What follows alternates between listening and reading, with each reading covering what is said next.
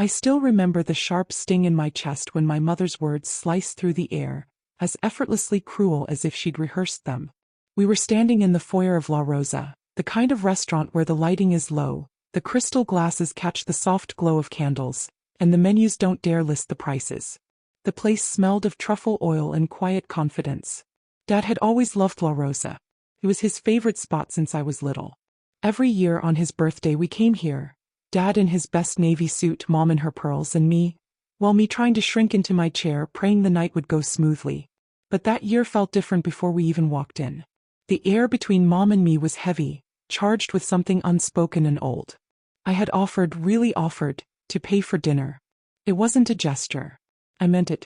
But Mom turned to me, her lips curling into that half-smirk, half-pity expression I knew so well. "Sweetheart," she said, her voice dripping sugar that didn't hide the steel beneath. "You can't even afford this dinner, let alone pay for your father's birthday." Dad shifted uncomfortably beside her, eyes darting between us. He looked tired, older than I remembered.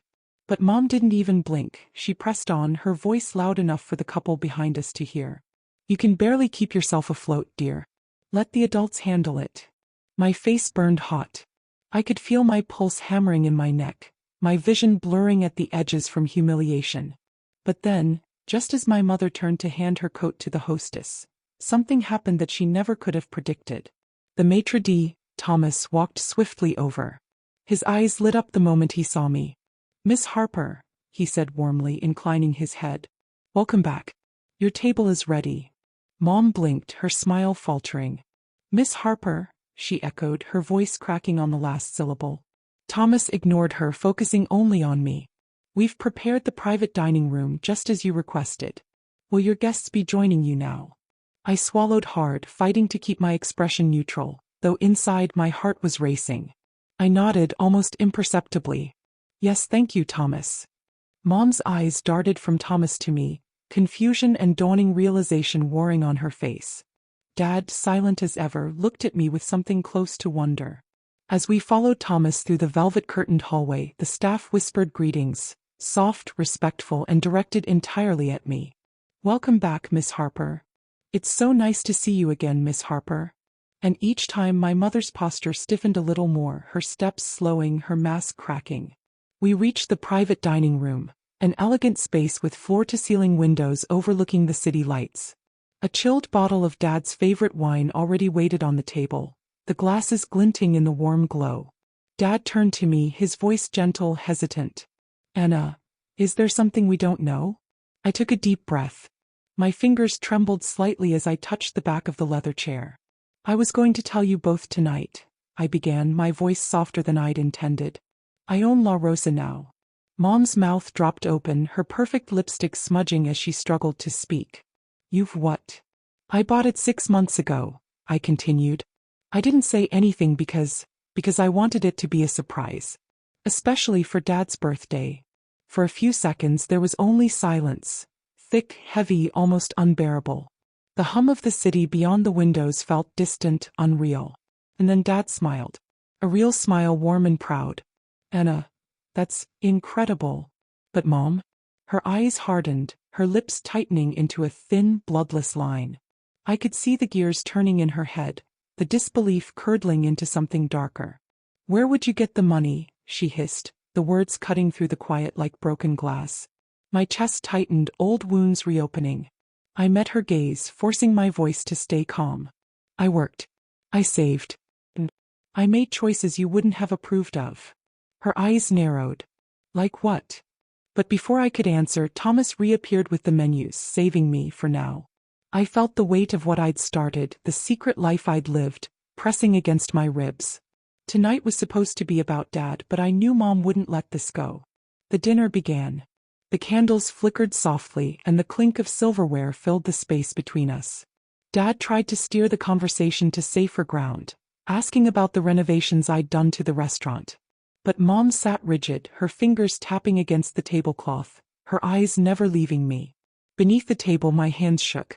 Because what Mom didn't know, what no one knew, was that my path to owning La Rosa hadn't been as clean as I made it sound. And the fear that the truth might come out tonight settled cold and heavy in my stomach. As I raised my glass to toast Dad, I caught my reflection in the window. A woman smiling, confident, in control. But inside I was still that small, terrified girl wanting nothing more than her mother's approval, and knowing deep down that it might never come. The rest of dinner felt like walking a tightrope strung over an abyss I had built myself. Dad kept trying, valiantly, to lighten the mood, asking about the menu changes I'd introduced, the new chef I'd hired, even the little herb garden I'd started on the rooftop. I answered as evenly as I could, masking the tremor in my voice. But Mom barely touched her food. Her eyes stayed fixed on me, cold and searching, as though she could peel back my skin and read the secrets written on my bones. Every question she asked felt like a trap. "And tell me," she began at one point, voice low and deceptively calm, "how exactly does someone like you come to buy a place like this?" "Someone like me," I repeated, my voice catching on the words. She didn't blink. "Yes, Anna. Someone who never finished college. Someone who couldn't even keep her first job. How does that happen?" Dad shot her a warning look, but it bounced off her like rain on marble. I forced my shoulders back. "I made investments. Some paid off. And I worked my way up here for years before I made an offer." The truth tasted sour in my mouth because it wasn't the whole truth. The money hadn't come solely from wise investments or long nights polishing wine glasses and crunching numbers. There was more, so much more, and Mom could sense it. "You always did know how to land on your feet," she said, her voice sharp as a blade. I lowered my gaze to my plate, pushing a piece of perfectly roasted lamb around without tasting it. Inside, my heart was racing, drumming out a single, insistent thought. She knows. She doesn't know what she knows, but she knows there's something. Dad tried again. "Anna, I'm proud of you. Truly. Whatever road you took, you've done something remarkable." My chest tightened at his words. His approval was something I had quietly, desperately longed for since childhood, but it felt tainted tonight, overshadowed by Mom's unspoken accusations. After dessert, Thomas reappeared. "Miss Harper, your guests have been taken care of," he said softly, bowing slightly before retreating. Mom's eyebrow twitched. "Miss Harper," she echoed again, bitterness dripping from every syllable. "Since when do you command so much respect?" "It's my name on the deed, Mother," I replied, my voice softer than I intended but steady. They answered to me now. Silence fell, heavy and cold. Even Dad didn't know what to say. The bill arrived, though it was, of course, merely a formality. Thomas had already arranged for it to be settled by the house account, my account. As I signed the slip, my mother's eyes tracked every movement of my pen. Outside, the city glittered in the dark, and for a moment I let myself hope we could part peacefully. But as we reached the entrance, Mom leaned close, her perfume familiar and suffocating. "I don't know what you did to get this place, Anna," she whispered, her voice like ice breaking underfoot. "But I'll find out." Her words stayed with me long after they left, trailing me back to my apartment like a dark shadow. That night, lying awake in the quiet of my small bedroom, I replayed her words over and over. I'd thought I was ready for this moment, for my family to see who I'd become.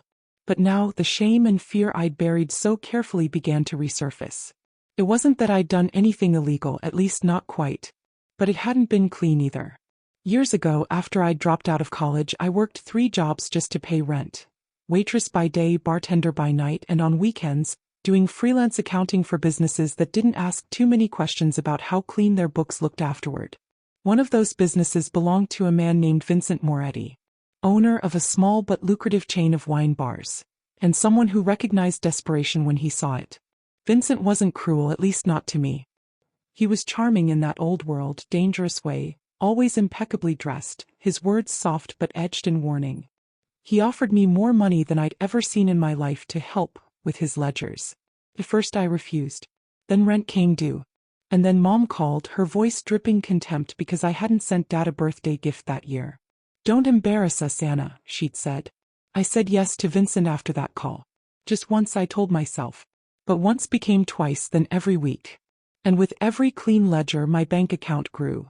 I wasn't stupid. I saved, I invested quietly, always ready to run if it fell apart. But it never did. Instead, Vincent opened doors I couldn't have dreamed of. Meetings with people who actually listened to my ideas. Introductions to silent investors who didn't care about my background, only about numbers and potential. When La Rosa came up for sale, I made my move. And somehow, against every prediction, especially Mom's, the deal closed. The guilt gnawed at me every day. But the power was intoxicating. The days that followed were a blur of polished marble floors, clinking glasses and forced smiles.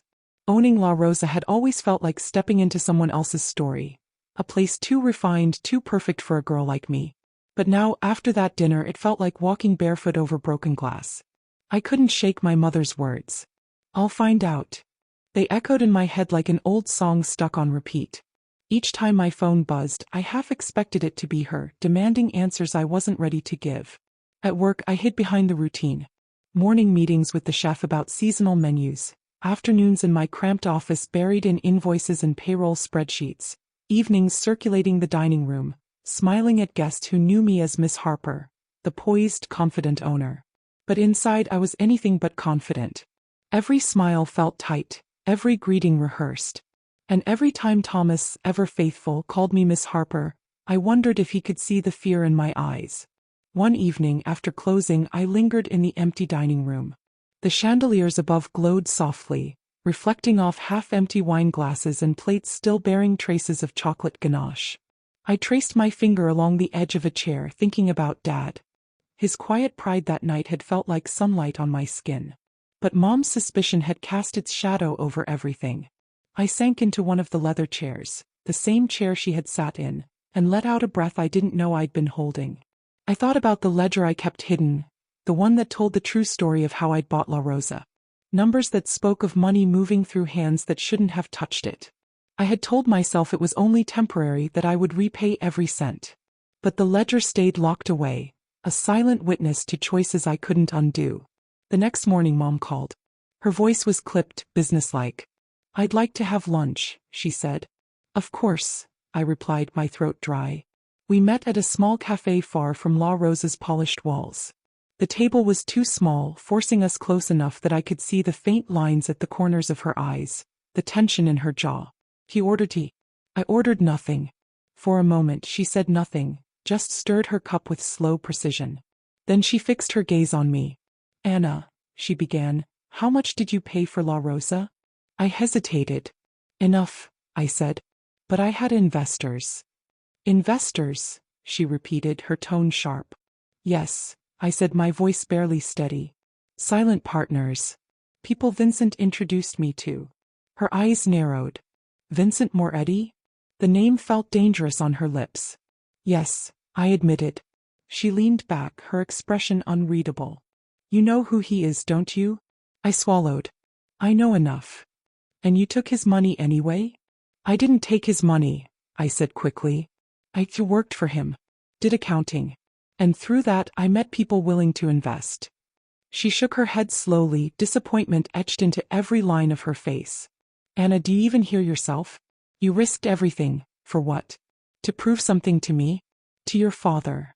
The words stung because they were true. "I did it for me," I whispered, though even I didn't believe it. Her voice softened just slightly.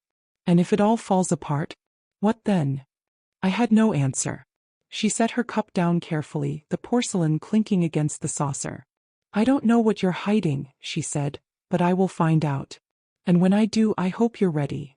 Then she stood and left, the faint scent of her perfume lingering like accusation in the air.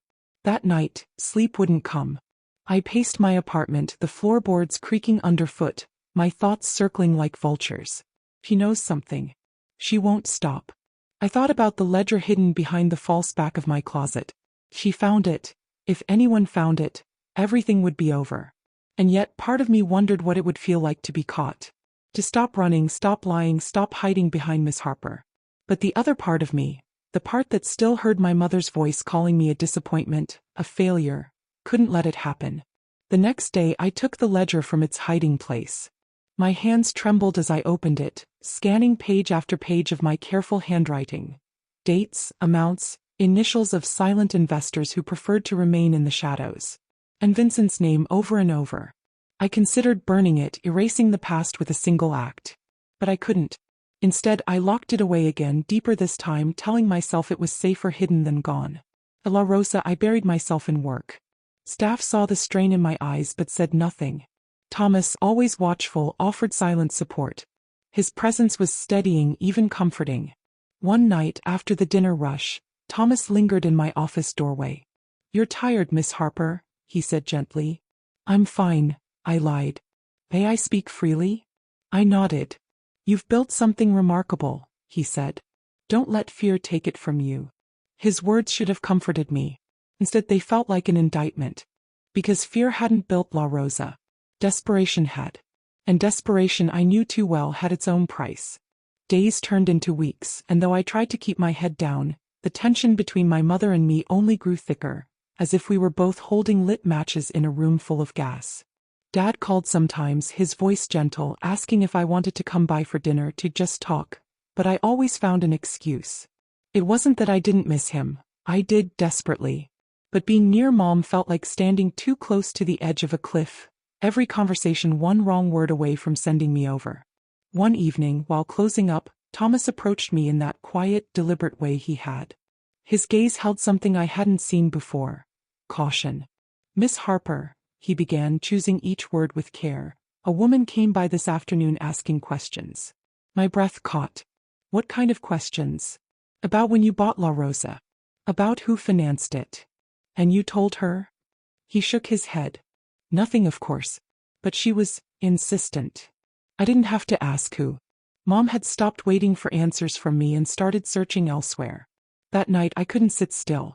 I kept picturing her walking through my restaurant, eyes sharp, tongue sharper, dismantling everything I'd built with a few pointed words. The next morning I drove to my parents' house, gripping the steering wheel so tightly my knuckles turned white. The house looked the same as always. Brick facade, manicured lawn, curtains drawn neatly as if to keep the world's messiness outside. I rang the bell. When Mom opened the door, her surprise flickered into satisfaction almost instantly. "Anna," she said, stepping aside. "Finally decided to come home?" "It's not home anymore," I replied before I could stop myself. She ignored that, leading me to the living room where the scent of furniture polish mixed with cold disdain. "Why are you digging into my business?" I asked, my voice firmer than I felt. She folded her hands neatly in her lap. "Because you won't tell me the truth, Anna. And you've always been a terrible liar." "I haven't lied," I protested, though even I could hear the weakness in my words. Her gaze sharpened. "You've omitted. There's a difference, but not as much as you'd like to think." My stomach twisted. "What do you want from me?" "I want to know what you've done," she hissed, mask slipping. "I want to know what you traded, who you sold yourself to get that restaurant." "Sold myself." The word stabbed deep. "Is that really what you think of me?" "It's what I've always feared," she shot back. "That your pride would cost you everything." I swallowed the hurt. "I didn't sell myself," I whispered. "But yes, I did things you wouldn't approve of." "Then tell me," she demanded, voice sharp as broken glass. "Say it." I opened my mouth, but the words tangled in my throat. How could I explain the late nights, the dangerous men, the weight of secrets that pressed on my ribs until I couldn't breathe? I said nothing. She exhaled, slow and disappointed. "That's what I thought." Leaving that house felt like shedding a skin that had grown too tight. Outside, the air felt colder, harsher, but somehow freer too. Back at La Rosa, I tried to focus. Numbers still needed balancing, wine still needed tasting, staff still needed questions answered. The restaurant didn't care about my past, only about my presence. But the sense of being hunted wouldn't leave me. Every time the door chimed, my heart lurched, expecting Mom to appear, ledger in hand, ready to expose me. One night, after the last guest had left, I sat alone at a table near the window, city lights stretching out below. My reflection stared back at me, tired eyes, shadowed cheeks, lips pressed thin to keep the secrets inside. Thomas appeared beside me, carrying 2 glasses of red. He set one in front of me without a word. "For courage," he said quietly. I met his gaze. "Do you think badly of me?" "I don't know everything," he replied gently. "But I know you love this place. And you've given so many of us a chance here." "That doesn't make me good," I murmured. "It makes you human," he corrected. I took a sip, the wine warm and heavy. "What if she finds out?" "Then you face it," he said. "Better than running forever." His words sat between us, uncomfortably honest. A week later, Dad called, his voice quieter than I'd ever heard it. "Anna," he said, I think you should come over. Your mother. She found something. My chest turned to ice. What did she find? Just come, he whispered. Driving there felt like moving through water. Every traffic light too slow, every street too narrow. By the time I pulled up, my hands were slick with sweat. Inside, Mom was waiting in the dining room, the ledger open on the table before her like a confession laid bare. She didn't look up. Sit, she ordered. I sat, my knees weak. Her fingers tapped the page lightly. Explain this, she said, voice deceptively calm. So I did. Haltingly, painfully, I told her everything. The accounting jobs, the silent investors, Vincent Moretti's role. Every detail I'd locked away spilled out, words tasting like shame. When I finished, the room felt too small, the air too thin. She closed the ledger carefully, almost tenderly. Do you realize what you've done? She whispered. I saved enough to buy my freedom, I said, voice shaking. You sold your soul, she countered. We sat there, silence stretching out like a bruise. Then quietly she added, I should hate you for this. But I don't. I hate myself for pushing you to this. Her voice cracked on the last word. And for the first time in years, I saw not my mother the judge, but a woman who had built walls around her own guilt, only to see them crumble. The weight of her words settled heavily between us, thickening the air until it felt almost suffocating. For so long, I had built a wall between myself and my family, thinking that success alone could erase the years of silence and judgment. But now, sitting across from my mother in that dimly lit dining room, I realized how fragile that success truly was. It had been a shield, yes, but one that could easily be shattered by the past she held in her hands. That I reached out, tentatively placing my hand over hers on the table, feeling the tremor beneath her skin. Mom, I whispered, I never meant to hurt you or Dad. I only wanted to prove that I could stand on my own. Her eyes met mine, glossy with unshed tears. I know, Anna. But sometimes the price we pay for proving ourselves is higher than we expect. The room was quiet except for the faint ticking of the old clock on the wall, marking time in slow, deliberate beats. It was the kind of silence that forces reflection, peeling back layers of resentment, pain, and misunderstanding. For the first time in years, I allowed myself to see her not just as the woman who humiliated me that night, but as a mother struggling to hold on to a family that seemed to be slipping through her fingers. Dad entered quietly, his presence calming. Anna, he said softly, we've always loved you. Maybe we didn't show it the way you needed, but you were never alone. I swallowed hard, my throat tight with emotion. I know. And I'm sorry for all the distance I created. Mom squeezed my hand, her voice breaking. Let's try again. Not just for Dad's birthday, but for all the birthdays and days we've missed. A fragile hope flickered inside me, fragile but real. The path ahead wouldn't be easy and trust wouldn't be rebuilt overnight. The days that followed felt like a slow unraveling, as if the tightly wound coil of tension that had been strangling us was finally beginning to loosen. Mom and I started talking more. Not always easily and sometimes with uncomfortable truths hanging between us, but at least the silence was breaking. Dad's quiet presence remained a steady anchor, reminding us all that beneath the fractures, love had never truly vanished. One afternoon I invited them both to La Rosa, hoping to show them the world I had built, the dream that had consumed so much of my life. As they walked through the familiar doors, Mom's eyes flickered with something I hadn't seen in years. Pride or maybe surprise at the elegant space filled with warm light and the hum of happy patrons. Thomas greeted them with a respectful nod, and I saw the shift in Mom's posture as she recognized the respect I commanded here. We settled at a table near the window, the city sprawling beneath us like a living painting. I told them stories about the renovations, the challenges, the late nights, and the people who had become family along the way. The following weeks were a whirlwind. I found myself digging through old family documents, piecing together stories Dad had never told me, and uncovering secrets that explained so much about the woman who had once humiliated me. I saw her not just as a harsh judge, but as a fierce protector shaped by her own fears and sacrifices. Through it all, La Rosa remained my refuge.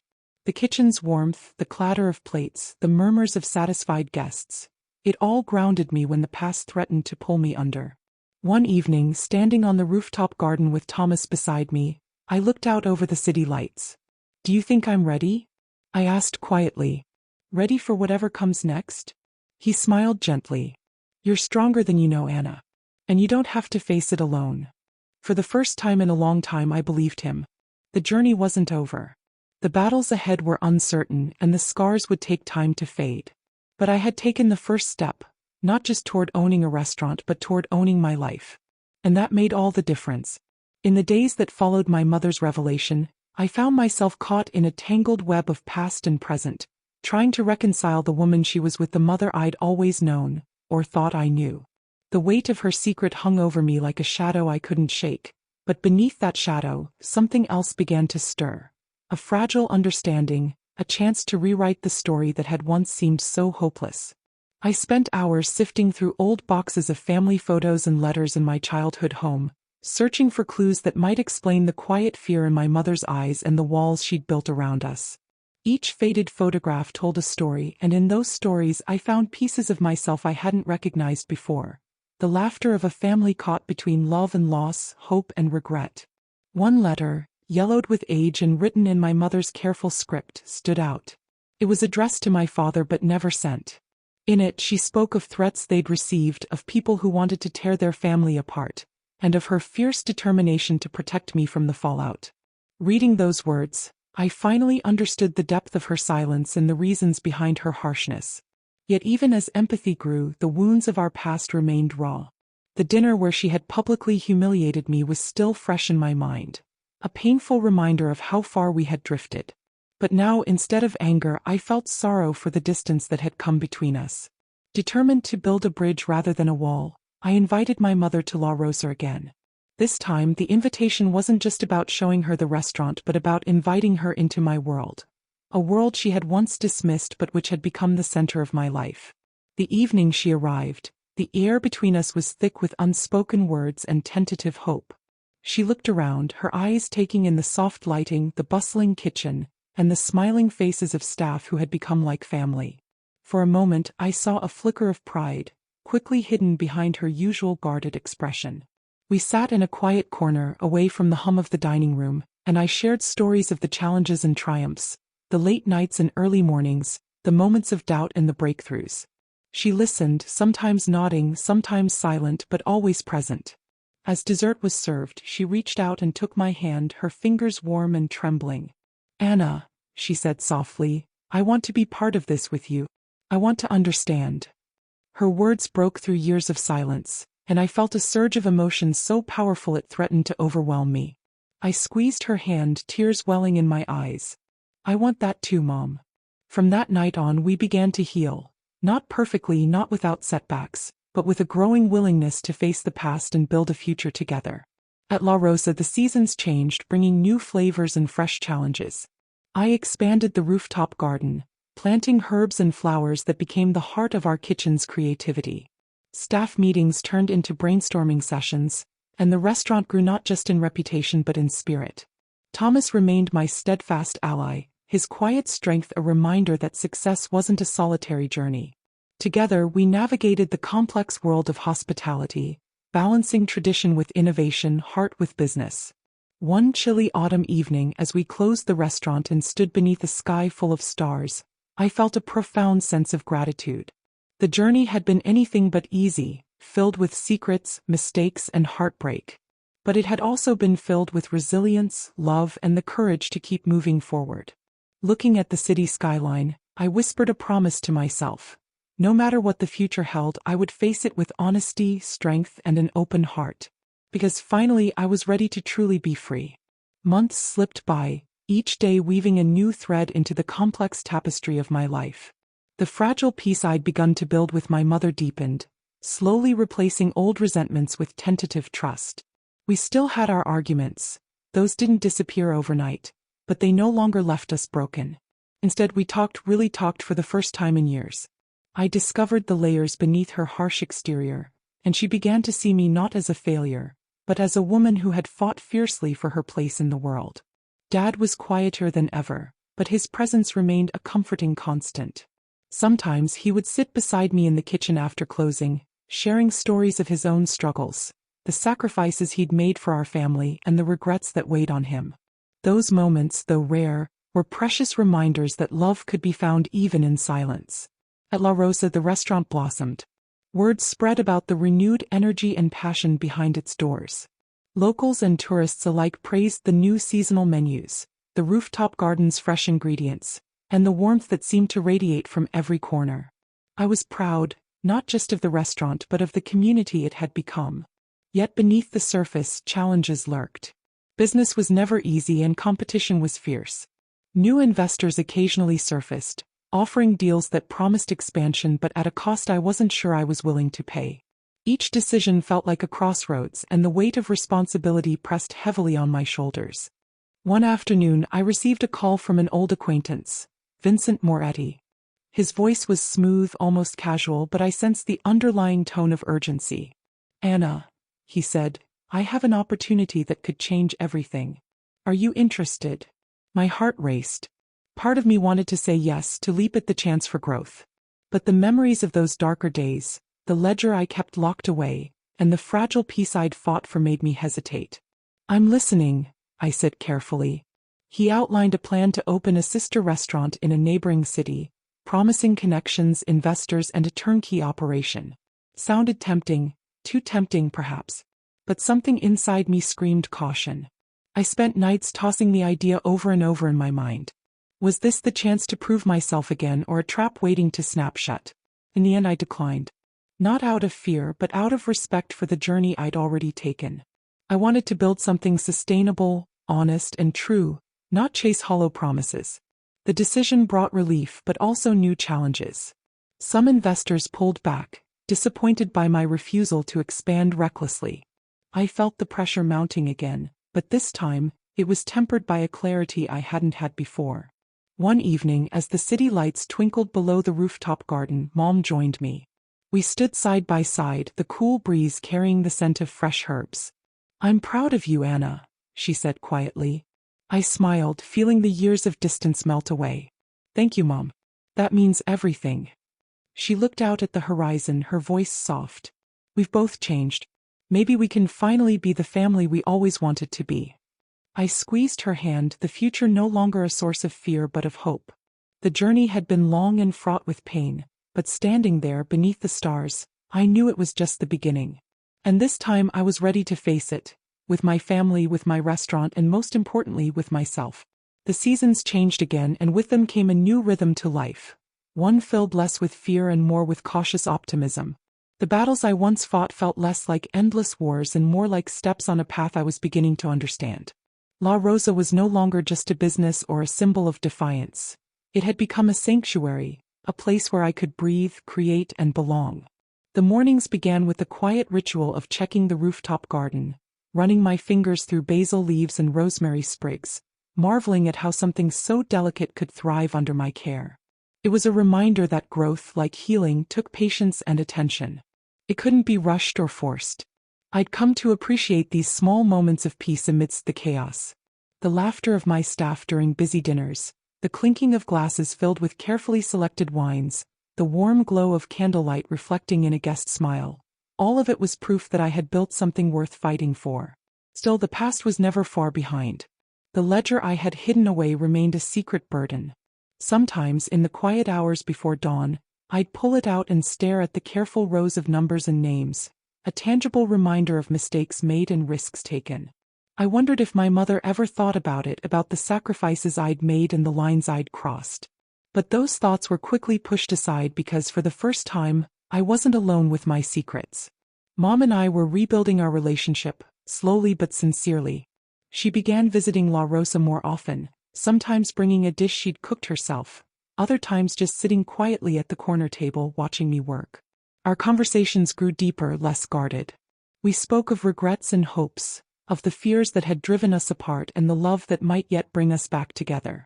One evening, as we closed the restaurant, she surprised me by asking to see the ledger. The weight of her request made my heart pound. Could she really handle the truth? I brought it out from its hiding place, the leather cover worn but still sturdy. Together, we pored over the pages, the silence between us filled with the unspoken understanding that this was more than just numbers. It was the story of my survival, my fight for independence, and the shadow of desperation that had shaped my choices. She traced a finger along the pages, her expression softening. "You carried so much on your shoulders," she said quietly. "I'm sorry I never saw how hard it was for you. Tears welled in her eyes, and without thinking, I reached across the table to take her hand. That night marked a turning point, not just for us but for the entire family. Dad, too, began to open up, sharing stories of his youth and the struggles that had defined his own journey. For the first time, I saw my parents as imperfect people who had done their best with the tools they had, flawed but deeply human. La Rosa flourished as the heart of our renewed family ties. We started hosting community events, wine tastings, charity dinners, small concerts, bringing together neighbors and friends in a celebration of connection and healing. The restaurant became more than a place to eat. It became a gathering spot where stories were shared and bonds were formed.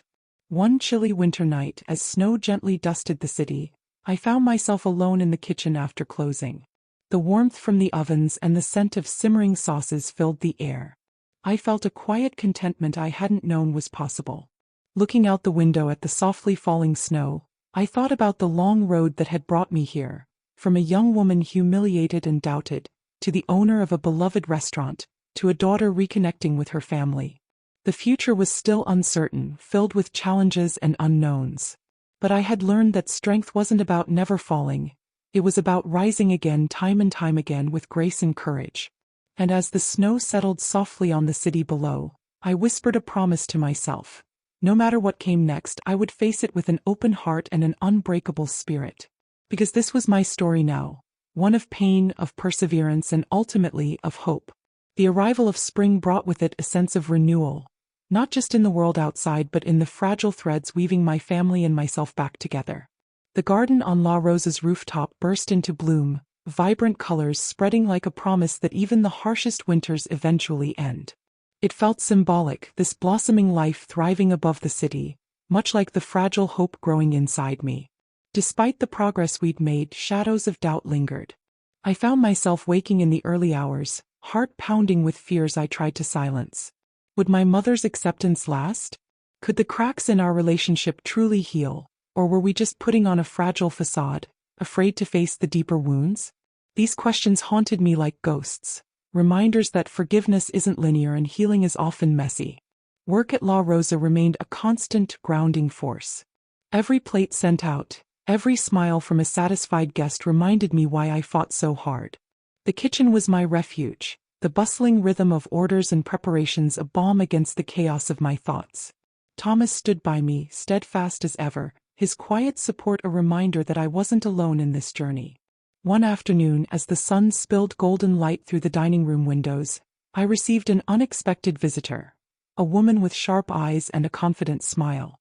She introduced herself as Marissa, a food critic from a well-known magazine. Her presence sparked a mixture of excitement and nerves. Reviews could make or break a restaurant like mine, and I wasn't sure if I was ready for that kind of scrutiny. Marissa spent hours sampling dishes, asking questions about the recipes and the inspiration behind them. I spoke openly, sharing my passion for fresh, local ingredients and the story of the rooftop garden. She listened intently, her eyes gleaming with interest. When she finally left, promising a review in the next issue, I felt a cautious hope rising inside me. Days later, the magazine hit the stands, and there it was, a glowing review praising La Rosa's creativity, warmth, and the story of its resilient owner. The article was read widely, bringing new guests eager to experience the restaurant and meet the woman behind it all. It was a moment of validation I'd craved for so long. But with the spotlight came new challenges. Some critics questioned the restaurant's rapid rise, whispering about the hidden investors and my past dealings. Rumors spread like wildfire, threatening to undo the delicate balance I'd worked so hard to build. I felt the old fear creeping back, the urge to hide, to protect the secrets that still lingered in the shadows. One evening, as I sat alone in the office going over the books, my phone buzzed with a message from Mom. "Let's talk. I'm worried." I knew what she meant.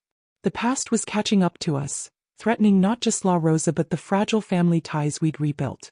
We met the next day at a quiet cafe, the kind with soft jazz playing in the background and the smell of fresh coffee lingering in the air. She looked tired but determined. "Anna," she said, "we need to face this together. Whatever comes, we'll handle it as a family." Her words steadied me. For so long I'd faced my battles alone, but now I realized I didn't have to. We were stronger together, imperfections and all. The following weeks were a whirlwind of meetings with lawyers, conversations with investors, and late nights strategizing how to protect what we'd built. It wasn't easy, and sometimes I felt like I was drowning in the weight of expectations and fear. But each challenge brought us closer, forging bonds that no scandal could break. La Rosa endured. Our story was no longer just one of pain and struggle but of resilience and unity. The restaurant became a beacon, not just of fine food but of hope and courage. And as I stood once again on the rooftop garden, watching the sun set over the city skyline, I knew this was only the beginning. Whatever storms lay ahead, I was ready. Because this time I was not just surviving, I was truly living. The challenges that came after that conversation with Mom tested me in ways I hadn't expected. Facing scrutiny from the public and whispers from the business world felt like walking a tightrope in a storm. Every move I made was under the microscope, every decision questioned. The ledger, my hidden past, was no longer just a secret burden. It had become a threat looming over everything I'd fought to build. Despite the pressure, I refused to let fear dictate my path. I surrounded myself with people I trusted. Thomas, whose loyalty never wavered. My mother, who had become my unexpected ally. And a small circle of advisors who believed in the vision of La Rosa as fiercely as I did. Together, we developed strategies to safeguard the restaurant, reinforcing our values and commitment to transparency where it mattered most. One evening, after a particularly grueling day filled with meetings and legal consultations, I found myself alone in the kitchen. The soft hum of the ovens and the familiar aroma of herbs simmering in olive oil soothed my frayed nerves. I ran my fingers over the counter, steadying myself. This place, with all its imperfections and triumphs, was my refuge. But the battle was far from over. News outlets began digging deeper and soon stories surfaced, some accurate, others distorted, about the origins of La Rosa and the investors behind it. The media frenzy threatened to overshadow the genuine passion and hard work that went into every dish served. At a staff meeting, I addressed the rumors head-on. "I know many of you have heard things," I said, looking around at their faces, some anxious, some supportive. "What matters is that we believe in what we do here, in the family we've built. And that's not going to change." Their nods and murmurs of agreement fueled me. They were my team, my family. Meanwhile, my relationship with my mother grew stronger through shared struggles. We spent evenings discussing not just the restaurant but our lives, the hopes and fears that had long been buried beneath resentment. She confided her regrets and I shared my dreams for the future. One night, as we closed up, she surprised me by asking to cook a meal together in the restaurant's kitchen. The act was simple but profound, a gesture of reconciliation and partnership. As we chopped, stirred, and tasted, the barriers between us continued to crumble. In the midst of the chaos, I found moments of joy. Birthdays celebrated with staff, surprise visits from old friends, and quiet nights on the rooftop garden where the city lights sparkled like distant stars. Through it all, I learned that owning a restaurant was more than managing a business. It was about nurturing a community, embracing imperfections, and finding strength in vulnerability. And as the days turned into months, I stood taller, not because the world had accepted me but because I had accepted myself. The journey ahead remained uncertain, but I was ready to face whatever came with open eyes and a determined heart. Because this was my story, one of resilience, redemption, and hope. As the days grew warmer and the city awoke fully from its winter slumber, I felt a renewed sense of purpose stirring inside me. The struggles that had once threatened to consume me were now tools forged in the fires of experience, tools I wielded with greater confidence and grace. La Rosa was no longer just my sanctuary. It had become a testament to endurance, a symbol of what could be reclaimed when we refused to surrender. The lingering rumors and whispers from the media began to fade, replaced by genuine respect and curiosity.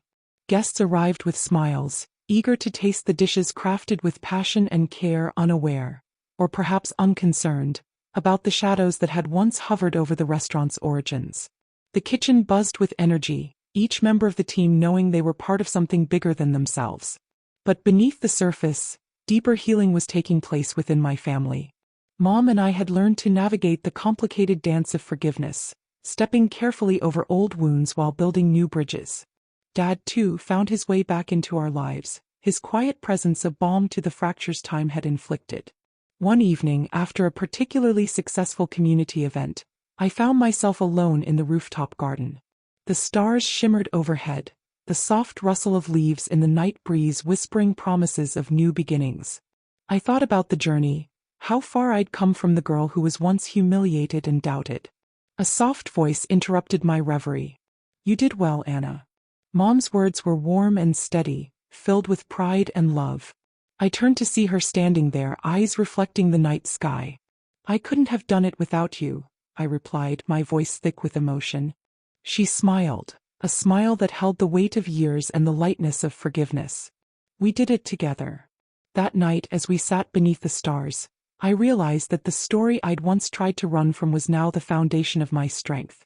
The pain, the mistakes, the betrayals, they were chapters in a book still being written, a story of resilience and hope. And I was finally ready to write the ending. The following weeks carried a gentle rhythm, a blend of routine and unexpected moments that slowly knitted the fabric of my life into something new, something whole. La Rosa flourished not only as a restaurant but as a sanctuary for me and for everyone who walked through its doors. It was a place where stories were shared, where wounds began to heal, and where laughter grew louder each day. Mom and I found a new language, one spoken not only in words but in small gestures of kindness and understanding. She learned to navigate the kitchen with a quiet confidence, occasionally surprising me with a dish that carried the warmth of home, reminding me of the family we once were and the family we could still become. Dad too became more present. Though his words were few, his actions spoke volumes. He was there to help when the weight of running a restaurant threatened to overwhelm me, offering quiet support without expectation or judgment. Watching him work alongside me, repairing a broken chair or washing dishes after a busy night, I saw the man behind the father, the man who had carried burdens in silence just as I had.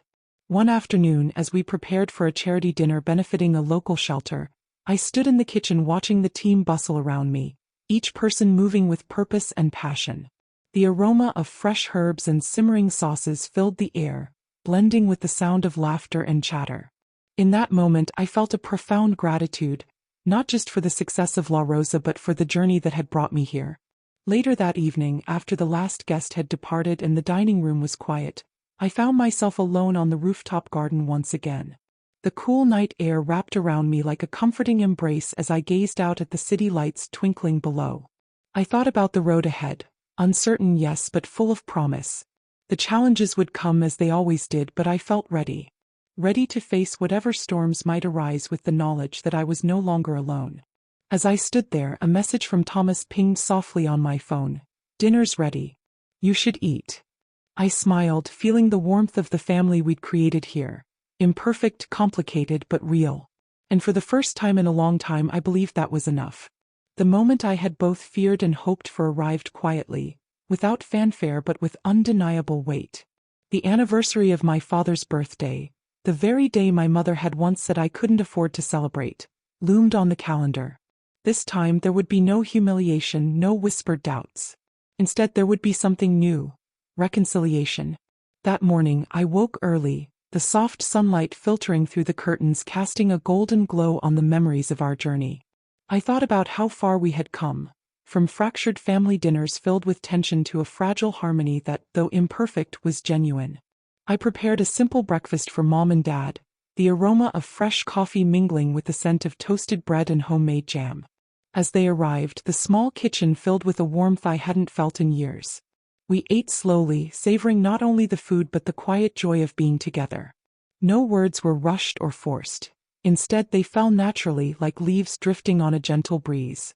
Later at La Rosa, I organized a small gathering, a celebration not just of Dad's birthday but of family, love, and the strength that had brought us through the darkest times. Friends, staff, and a few close relatives joined us, filling the restaurant with laughter, music, and the clinking of glasses. Mom watched me with a softness in her eyes I hadn't seen before. "You've built something incredible here," she said quietly. "Not just a restaurant but a family." I smiled, the weight of years lifting from my shoulders. "It's because of all of us," I replied. Dad raised his glass, his voice steady.